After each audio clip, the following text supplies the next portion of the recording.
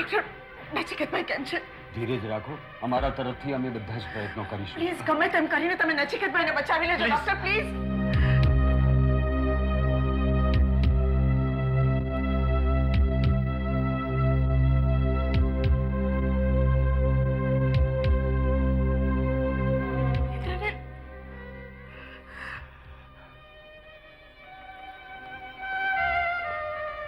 નચિકેતભાઈ, नहीं मल्लिका, तू हम रड नहीं मल्लिका। मल्लिका कई रीते थयो? शांति राख, कई रीते थयो? शांति राख, जो नचिकेत ने कहीं नहीं था। ओके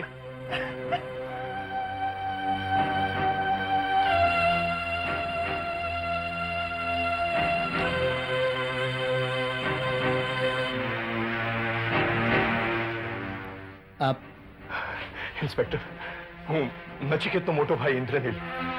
अब तो बन्यू कई रीते? અત્યારે કંઈ પણ કહેવું ખૂબ જ મુશ્કેલ છે. ગાડી એકદમ ચગદાયેલી હાલતમાં મળેલી. ત્યાં કોઈ ટ્રક ડ્રાઈવર એક્સિડન્ટ થતા જોઈ લો એટલે અમને જાણ કરી. અમે તરત જ ત્યાં પહોંચી ગયા. પણ મિસ્ટર નચિકેત જ્યાં સુધી ભાનમાં ના આવે ત્યાં સુધી શું થયું અને કેવી રીતે થયું તે કહેવું ખૂબ જ મુશ્કેલ છે.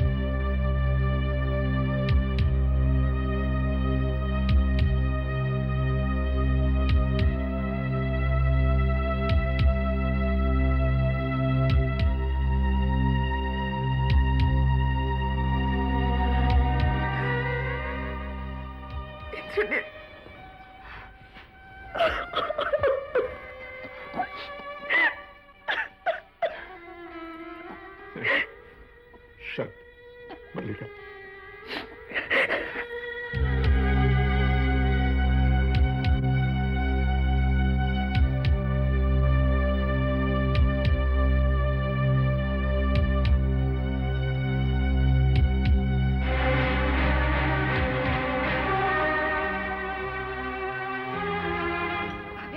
ભાભી, આ કેવી રીતે થયું?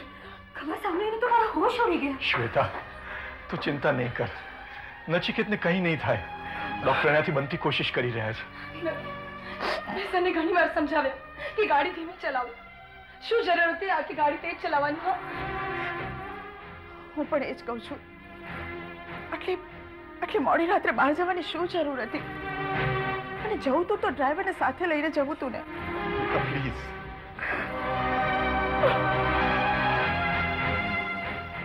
હજી કેટલી વાર લાગશે?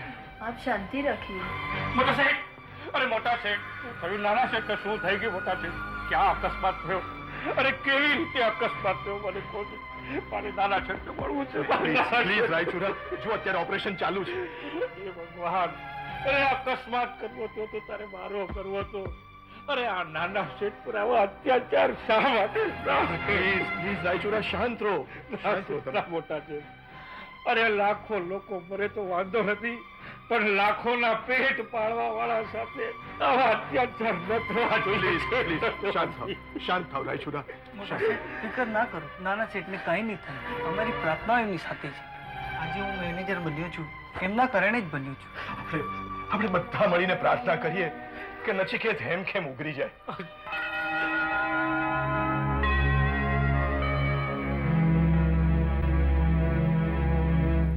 ડોક્ટર સાહેબ, બ્રેન ઇન્જરી થતા થતા રહી ગઈ છે. ખરેખર મહેરબાની ઈશ્વરની. પણ નચિકેતને હોશ ક્યારે આવશે? એ કહેવું અત્યારે મુશ્કેલ છે. એટલે ઓપરેશન તો સફળ થયું છે, પણ શું? પણ શું ડોક્ટર? કોને? 72 કલાક સુધી કંઈ પણ કહેવું મુશ્કેલ છે. હે ભગવાન.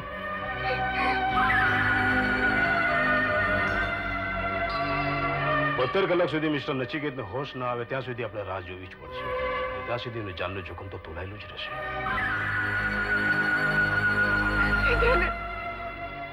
હિંમત રાખો પ્લીઝ, બધું સારું કરશે ઉપરવાળો.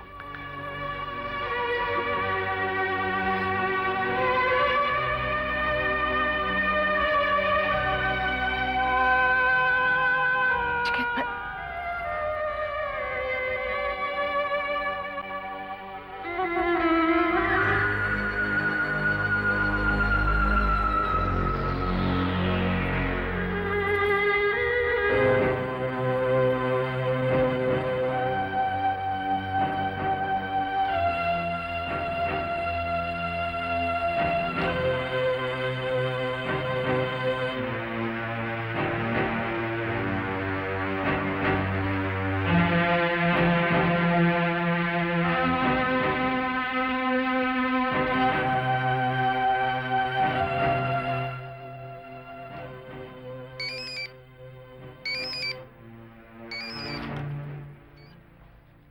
હેલો, હરિપ્રસાદભાઈ, તમને ક્યારે ખબર પડી? હા, અહીંયા જ છે, આપું છું. હેલો પપ્પા. હરિપ્રસાદભાઈ, ડોક્ટરે 72 કલાક સુધી રાહ જોવાનું કહ્યું છે. હવે તો ઈશ્વર પાસે પ્રાર્થના એ જ એક અંતિમ ઉપાય છે.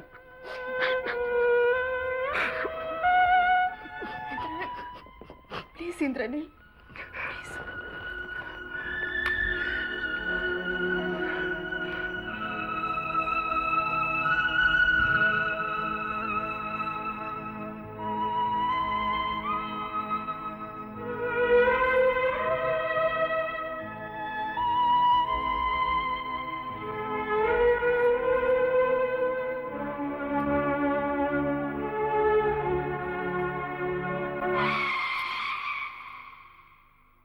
મલ્લિકા, 2 કપ ચા લાવજે.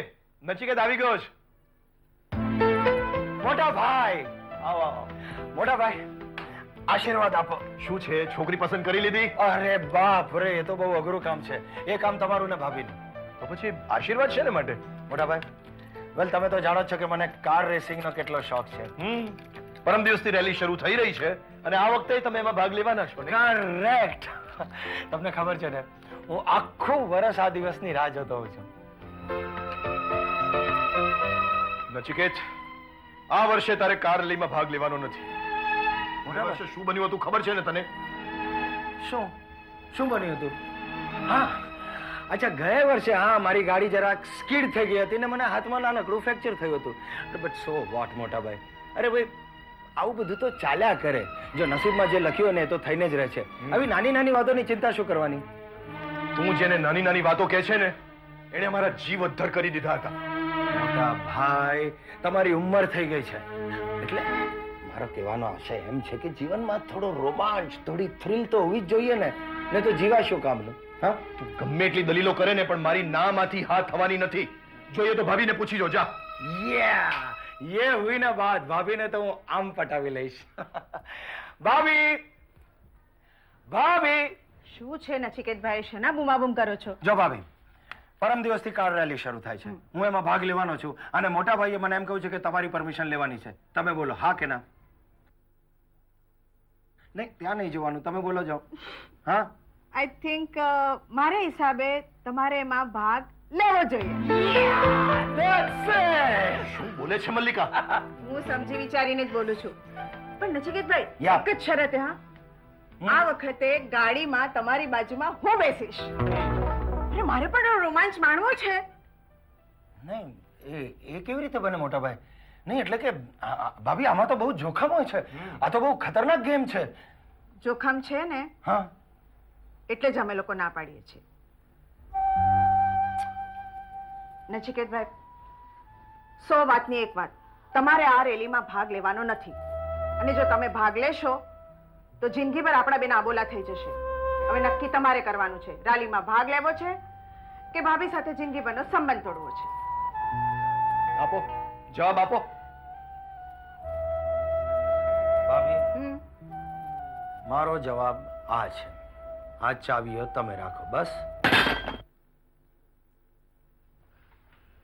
આઈ એમ ઇન્સ્પેક્ટર મંગેશ.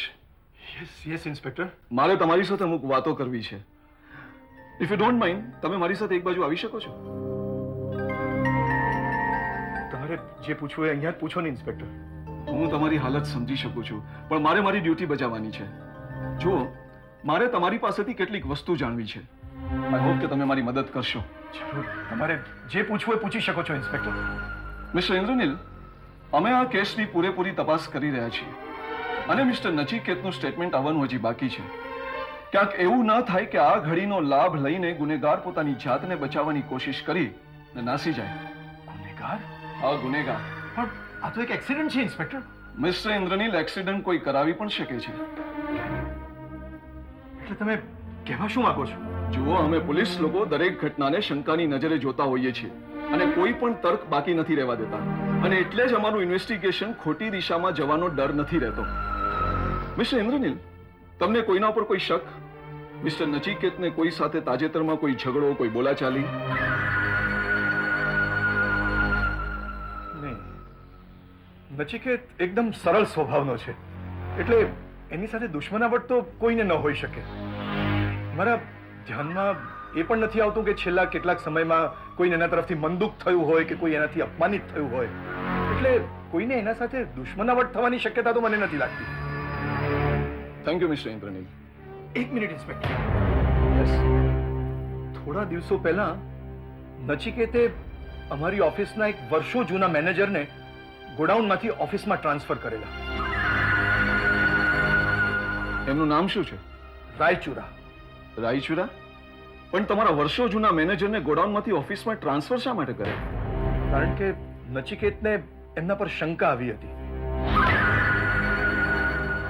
જો કે હિસાબના ગોટાળા મારા ધ્યાનમાં પણ આવ્યા હતા, પણ મારું મન નહોતું માનતું. અરે રાયચુરા અમારે ત્યાં 25 વર્ષથી કામ કરતા હતા, એટલે મન માનતું નહોતું. આ મિસ્ટર રાયચુરા છે ક્યાં? મારે એમને મળવું છે. આટલામાં જ હશે, હમણાં અહીંયા જ હતા ક્યાંક.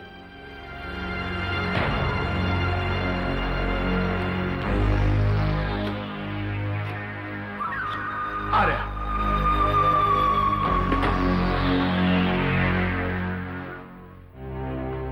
રાયચુરા, ઇન્સ્પેક્ટર સાહેબ તમારી સાથે કંઈક વાત કરવા માંગે છે. મારી સાથે? હાજી મિસ્ટર રાયચુરા, તમે આમની ફર્મમાં કેટલા સમયથી કામ કરો છો? સાહેબ, જીવનમાં પહેલવેલી નોકરી કરી તે પણ આમની. 25 વર્ષથી આમની સેવા કરું છું સાહેબ. અને ગોડાઉન પર કેટલા વર્ષથી છો? 10 વર્ષથી. અને 10 વર્ષની અંદર નચિકેત સાહેબને મારા પર ખૂબ જ વિશ્વાસ સાહેબ, મારા પર ખૂબ જ ભરોસો સાહેબ, ખૂબ જ ભરોસો. છતાંય તમને ગોડાઉન પરથી કાઢી મૂક્યા? હા સાહેબ, શેઠ માણસ છે, અરે એમની મરજી સાહેબ. આપણે શું, આપણે તો નોકર માણસ. કામ કર્યું, પગાર લીધો, ઘરે જઈ બાયડી છોકરાને આપણે ખુશ કર્યા અને પછી હરિનામ લીધું સાહેબ.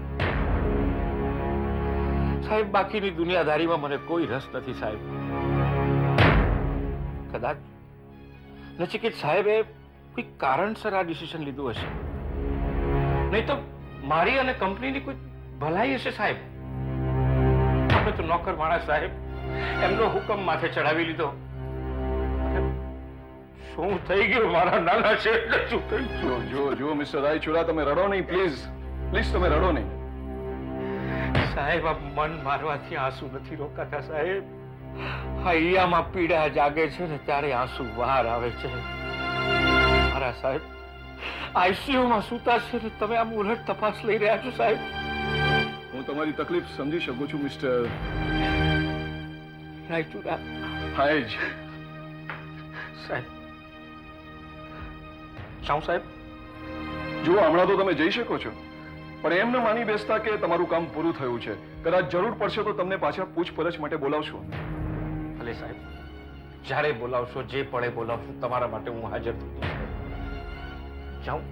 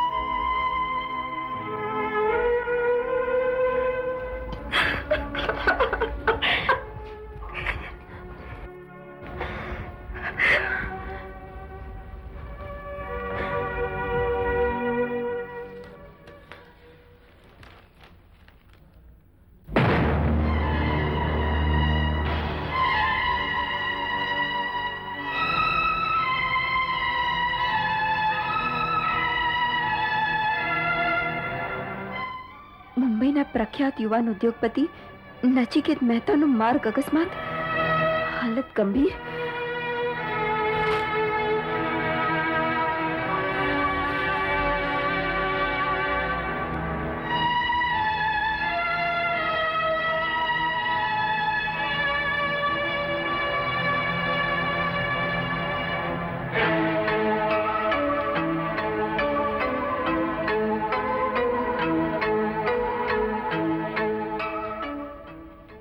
કામાલી બેટા, ગઈકાલે રાતે નરોત્તમભાઈનો ફોન હતો.